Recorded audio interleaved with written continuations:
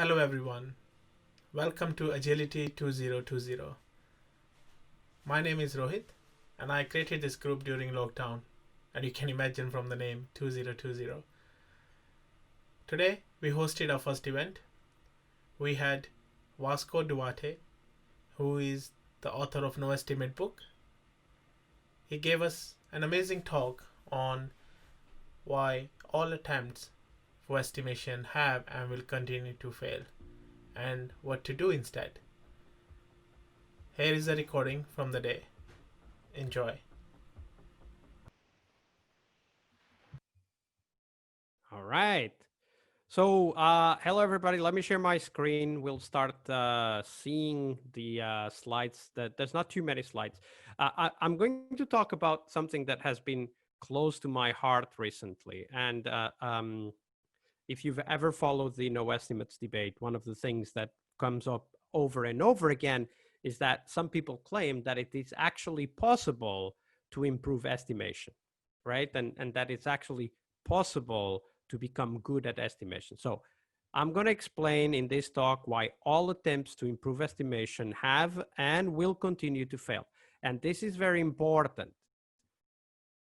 What I'm trying to say is that estimation cannot be improved because of what it is, because of its nature. And I'll try to explain that during this presentation, then we can go and dive into your questions. Okay, but first, by being here, you get a gift. You get the complete book.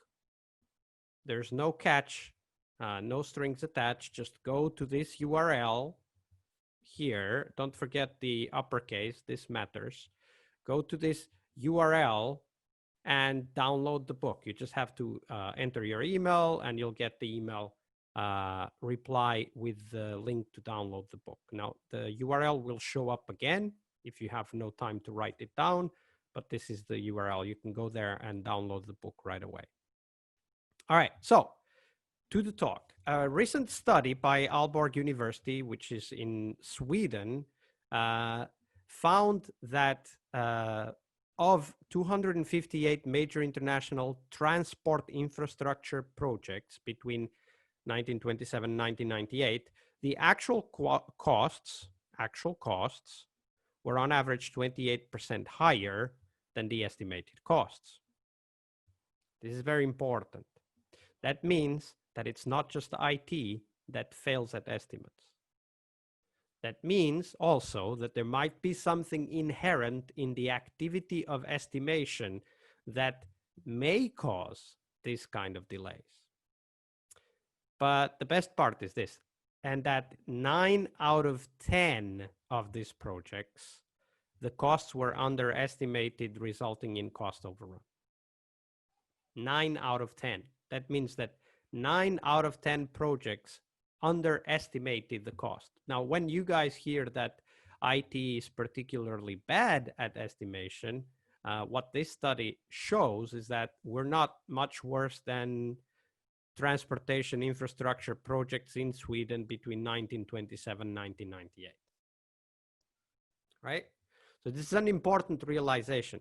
There might be some properties of the estimation process that lead to these results. Okay, let's face it, the projects are not the best tool if you want to contain costs or hit a deadline. This is what the article that I pointed to in the previous slide clearly shows. Let me just emphasize this. Projects are not the best tool if you want to contain, limit costs, or hit a particular deadline. In other words, projects are a bad investment strategy, right? So let's imagine you guys would go to a bank. You would say, hey, I have £100,000 to invest. What do you think will be my return? And the bank would tell you, look, we believe we will only lose 28% of your money. But that's the average. We might lose a lot more. That's not a good investment. And that's basically what we are saying to our stakeholders when we provide an estimate, is that we are going to promise to lose on average something like 20 to 30% of their money. Okay. So I started to study this and I came up with a simulation, and the simulation tries to show what's the probability of being on time if you use estimation as the tool to try to be on time. What we have here, the first one is the histogram of frequency for the duration of a project, where 10 is perfect accuracy, right? If the project lasted 10 whatever, units of time, 10 days, 10 months, whatever that is, then you would have perfect estimation. All right. This is the cumulative probability of hitting the deadline. Now you see this is an S curve, meaning that, at 15 point something, you've got 100%, right? If your estimate is 15 point something, you're going to be right. Or one should say, you're not going to be over the schedule, right? And this particular histogram shows what's the probability, what's the frequency, sorry, for each of the actuals. So this is a 1,000 runs of this project using a distribution that we can empirically see represents what projects are normally achieving in terms of on-time record. And we see that the bulk of the results of the project is going to be between 12 and 13. The probability of a perfect estimate happening is something like 4.6%, but this is if you include a 10% error rate, right? If you accept a 10% error rate and still call it perfect, your probability of hitting the deadline is 4.6%. The median project duration, that means half of the projects lasted 12.4. That means 24% more. If you want to be 50% confident, i.e., half of the times are right, half of the times are wrong, you would have to go with a 12.37. That's 23%. And if you want to be 75% confident, meaning that you will be right 4 out of 5 times, then you would have to go with 12.9. That is a 29% delay, which is exactly what we saw here. So in a simulation, we were able to provide a result that is similar to what an empirical study by Aalborg University found was the actual outcome of using estimates, right?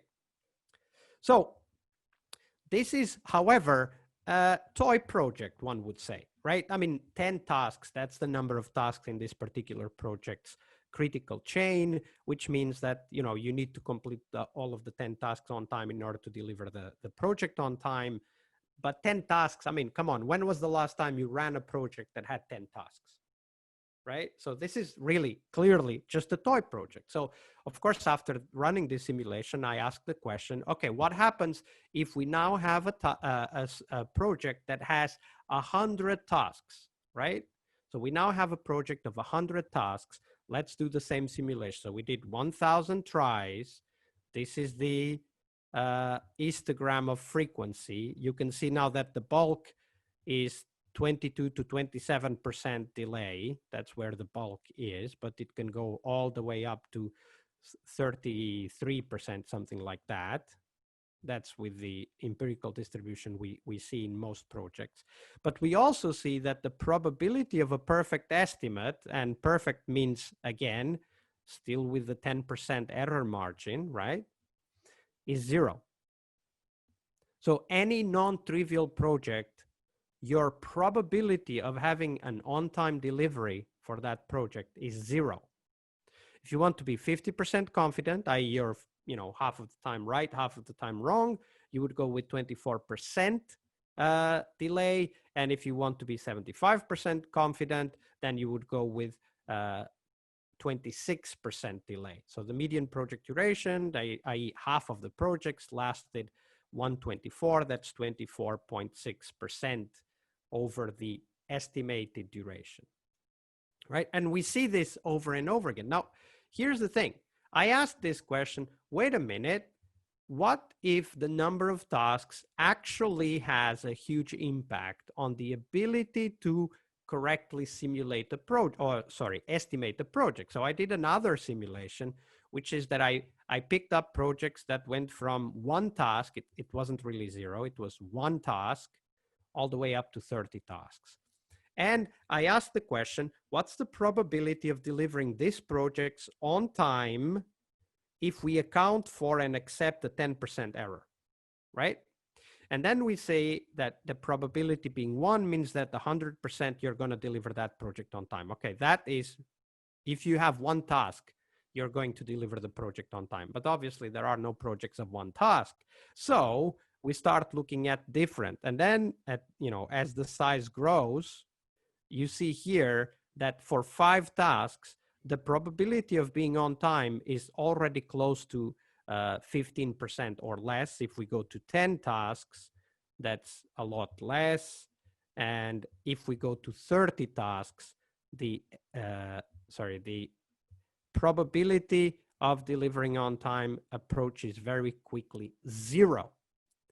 In other words, project estimation is fragile to a small increase in the number of tasks you need to estimate, right? You can see there's a power law here, right? So there's a very quick decrease on the probability of being on time, right? So project estimate errors grow faster than the size of the project.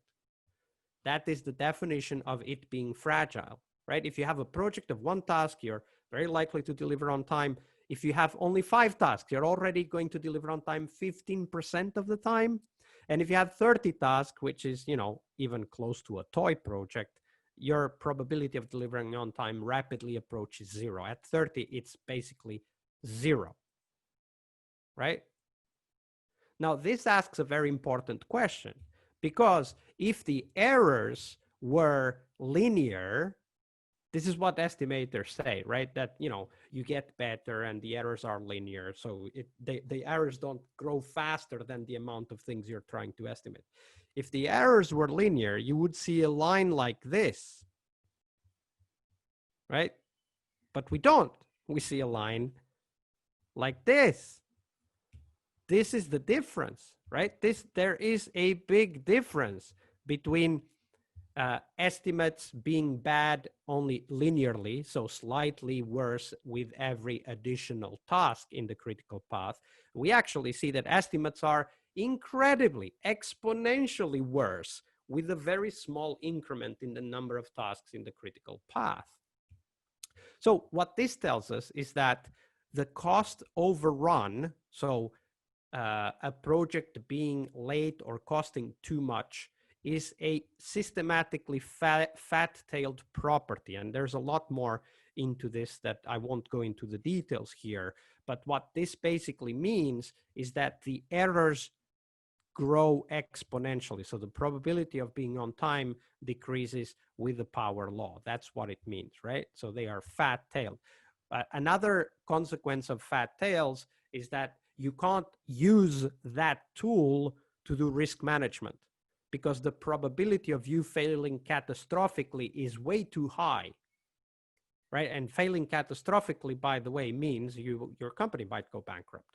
A survey from the University of Oxford and McKinsey found that 17%, right? Nearly 1 out of 5, 17% of projects, large IT projects, went so badly, they nearly bankrupted the company. That is a huge error, right? So this is a contrast to understanding overruns or delays in terms of randomness, right? Some people will say, well, if we do estimates properly, if we are able to uncover risks and do what they call risk management like professionals, we will be able to avoid problems with estimate. Well, turns out that's not true. Turns out that estimation errors grow so fast that there's no way you can use information techniques like estimation in order to prevent catastrophic errors. That's what it means, right? Which is entirely consistent with the previous slide. All right, so here's an example. The F35, the program is expected to cost 1.5 trillion, right? This is what happens when you do estimates. this kind of products happen, right? You're going to spend so much money before you get anything out of it. The biggest example of that is the Berlin's Ghost Airport, which was supposed to cost 2.4 billion. It is already, by August 2019, it was already 8.48 billion. And it is just now starting to open up in 2020. Obviously, bad luck, right? Now, everything went so bad for that airport, and then COVID happened. So it went even worse, right? So, but basically what this tells us is that the bigger the project, the worse estimates fail, because estimates are fragile to the number of tasks being estimated. Turns out we already have a better solution. If you guys have studied networks, you have come across a concept called network throughput, right? And the throughput basically means that you're basically stable within certain bounds. It's oscillating, but you're basically stable. And here's what happens to a software team. We have some bounds like this, and we see that the variation is basically stable. There's variation, but the variation itself is stable. This is telecommunication networks. This is a software team. There isn't that big difference. Turns out throughput is already a good predictor of performance, right? So proposition one of this presentation is our rate of delivery will be the same over time unless significant changes happen in the team, all right? This is what this graph tells us. Proposition number two is that we know at all times how many work items we have in the backlog. I mean, the fact that you have a backlog at all tells you that you know how many items there are in the backlog. All right. Now, if we know how many items there are in the backlog and we know the rate of progress, we can continuously track how many sprints we have left to deliver the whole backlog. This is one example, right? This is where we are, right? We have this burn down. We are at this point, and based on the data, we can say that in the worst case, we're going to land here. In the best case, we're going to land here. This is where we're going to land. Unless, and we can still do that, we cut this delta, right? If we want to end up delivering at this point, we have a delta here. And if we can remove those features from the backlog, we can deliver on time. This is a very simple technique. I call it the Disneyland heuristic. And the reason for that name is that, you know, let's say you're 800 kilometers away from Disneyland somewhere in Germany, and you want to go to Disneyland with your children. Well, if you're 800 kilometers away from Disneyland and you drive at an average speed of 100 kilometers, you're going to be there in 8 hours, give or take. If you stop, it's going to take longer. If you don't stop, it's going to take less time, right? But give or take, you know when you're going to be there. And we can ask the same question from our projects, right? If you know how many items you have in the backlog, and if you know your rate of progress, you can continuously track how many sprints there are left for you to deliver the rest of the backlog. Now, in the NoEstimates book, and by the way, this is the link. If you haven't downloaded it yet, you can download it here. We talk about how to establish a trustworthy backlog, because that's an important point. It's very important to know what is a backlog you can trust. So we talk about that. We talk about how to track the rate of delivery, and there's some steps to consider, especially for projects that did not start out that way, right? So in the book, we talk about a project that started as a waterfall project with a list of requirements, and how do you turn that into a project that can follow NoEstimates, right? That's what the book is about. We also talk about how to use these data points to forecast without estimating the release date, right? And forecasting, which is visually what we just did, right? This is what we did, the forecast here. Forecasting is how you answer the question, when will we be done? A forecast is significantly different than an estimate because you do not need to interrupt the team. You do not need to sit them down, and you don't even need to know what the backlog items are. You just know how many backlog items will be delivered based on the rate of progress that you've collected, right? This is the rate of progress, okay? And then finally, we talk about the most important tool in any agile software or product developer, scope management. Scope management for software projects is the only solution to the delivery on time problem. Scope management means what we just saw, removing the delta, right? I know the delta, it's this. Now I just need to go and remove it. That means X number of stories. That's what I need to remove from the backlog to bring the project back on track. So usually my presentation would end here, but I have a bonus for you guys. I recently discovered a master thesis that corroborates what I just demonstrated. You can find the thesis, the thread where I explained the findings from the thesis, as well as the link to the thesis here, right? So if you go to bit.ly NoEstimates thread, don't forget that this is case sensitive. You will find the thread on Twitter, right? So a friend pointed me to that thread, and here are some of the takeaways. One of the results is that outliers, so outliers means large cost or schedule overruns, okay? Means it's very late or it's much more expensive than expected. The outliers are so frequent that the noise drowns out the signal in the data. So when you look at the estimates, you have a lot of estimates that are within 20%, right? So if I go back to the slide where I showed the simulation, you will see what I mean in practice. Let me just go there quickly. Okay, so when I go here, you can see that the majority of the results,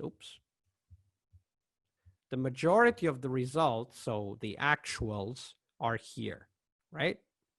But actually from an investment strategy point of view, from delivering something to customers' point of view, this data point has a lot more information than this data points. In other words, if your project lasts this long, it might kill your company. Now that's, as you would agree, a lot more important information than that, you know, majority of the cases happened within these bounds, right? So that's what that tweet says. Let me just continue and cover two other important insights. All right. So even if the data in the actuals, which is what estimators will tell you, right? You have actuals and you can use actuals to improve the estimates and so on. That's what they will tell you.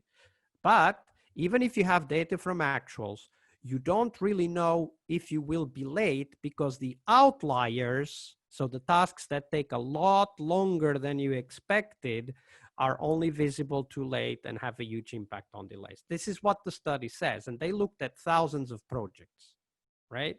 It gets better. Here's an example of what I was just talking about. McKinsey and University of Oxford, published. Kmart may have gone bankrupt, at least in part, due to a failed 1.4 billion IT project. We also know that, for example, Lidl, the German supermarket chain, had an SAP software integration, so customization and integration project that they killed after spending 700 million euros on it, right? They spent 700 millions and then they stopped it. They would not have stopped it if they thought they were, I'm just this close to getting it finished, right? So this is one more case where estimation did not save a company. Because one of the things that we hear a lot is that estimation helps us save companies, right? It helps us protect investments. Well, it doesn't. And here's one example. Kmart probably went bankrupt because, in part at least, of this IT project. But this is the kicker.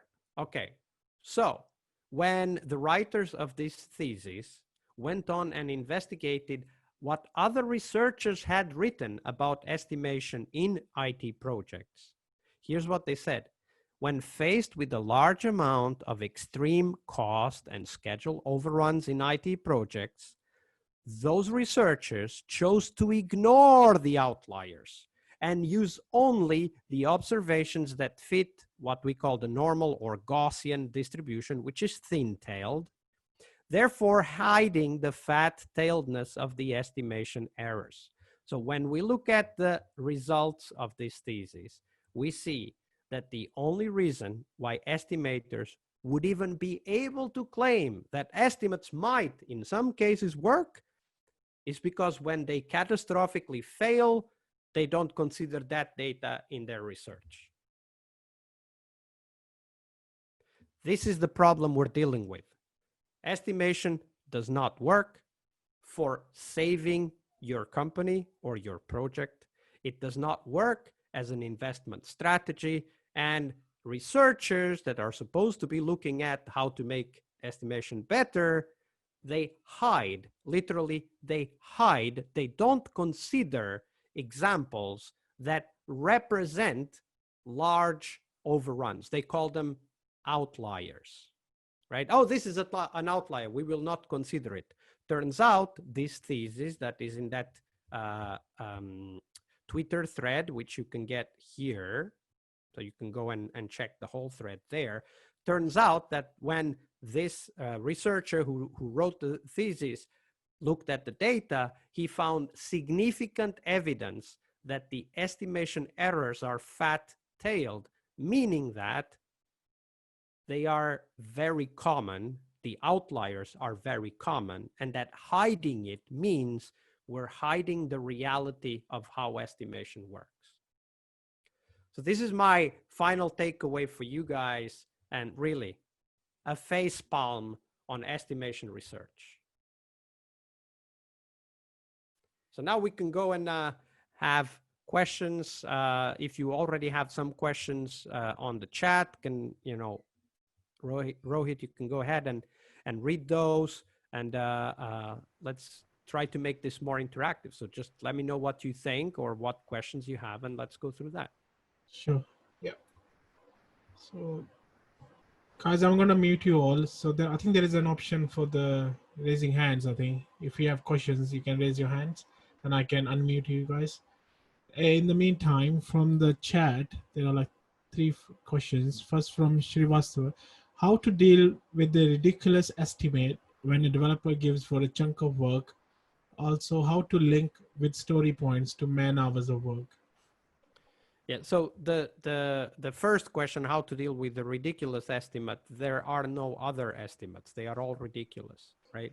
So in the NoEstimates workshop, which I normally do face-to-face, so right now it's not possible to do that.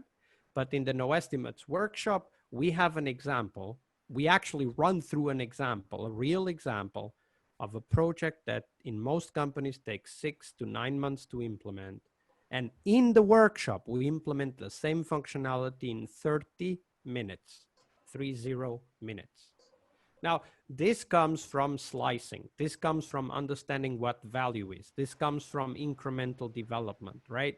So I'm borrowing a lot of work from other agilists and also from Lean Startup, and creating a framework whereby the focus should be on delivering value, not delivering estimates. That's what we talk about. Now, the second question, how to link story points to man hours of work, the answer to that is that the errors are so large that it would be just like randomly assigning values between work hours and story points. So forget about it. Either use story points or use man days or man hours, and that's it. Like, forget about linking those. It makes absolute no sense whatsoever. There's no evidence that the numbers are stable between man hours and story points.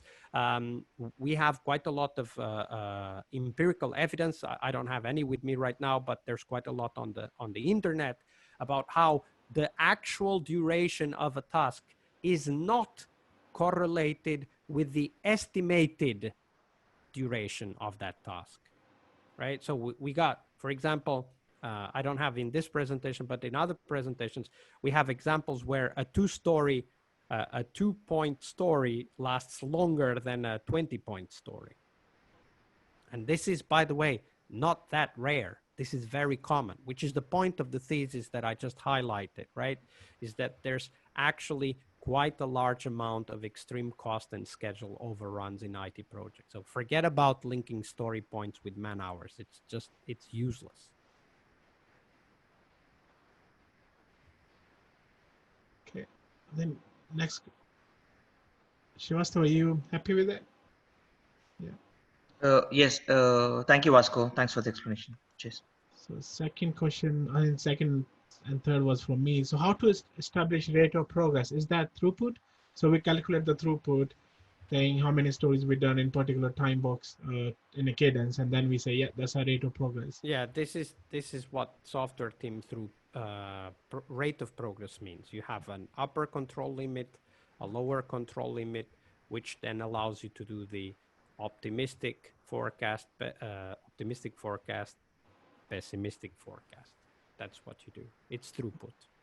Yeah, throughput. Okay, thank you. There's a question from Richard Jones. What about T-shirt size and keeping it very simple, SM, small, medium, large, and no more than that? Yeah, so that's a good question. This is one of the steps I recommend people do when they get used to NoEstimates. So I would tell, for example, I will tell teams that want to adopt NoEstimates that, you know, instead of going cold turkey on the story points, just have story points of 1, 2, or 3. And then whenever it's a 5, you break it down, right? So that's kind of a stepwise approach to adopting NoEstimates, because the idea is that you learn to break down stories much better.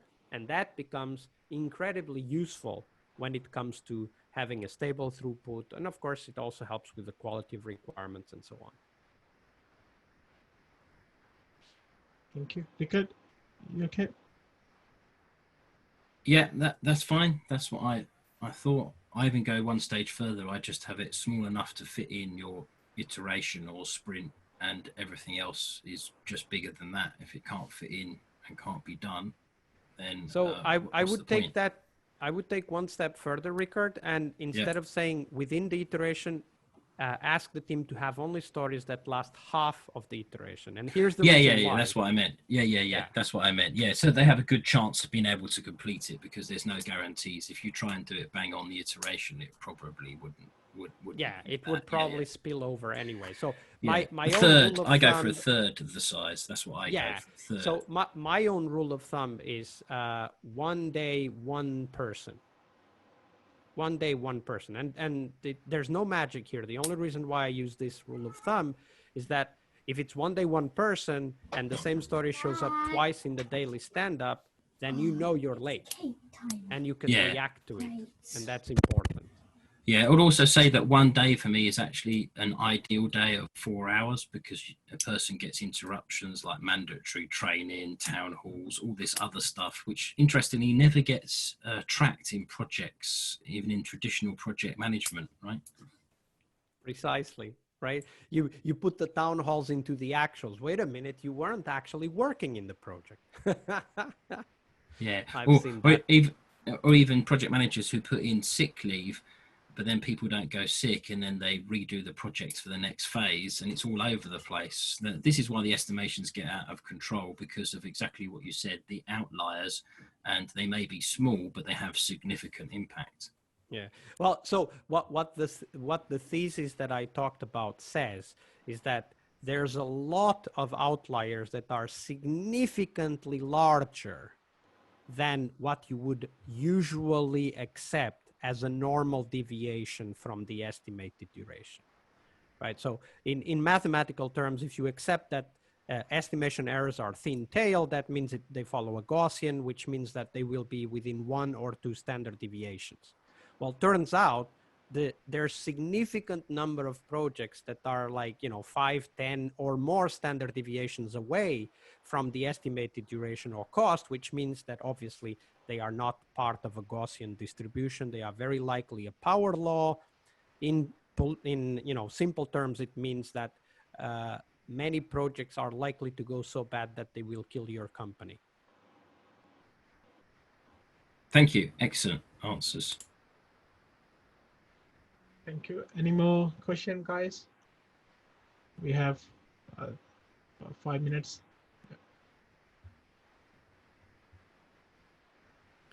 All right, I'll just put the link to the book so that you guys can go and download it if you haven't yet. There's no catch here. You get the whole book as a PDF to download and read at your own leisure. And if you have questions, you've got my email in the book. Just email and ask questions. Thank you, Vasco. Thank you. So guys, if you don't have any questions, then we can stop this now. We can, yeah.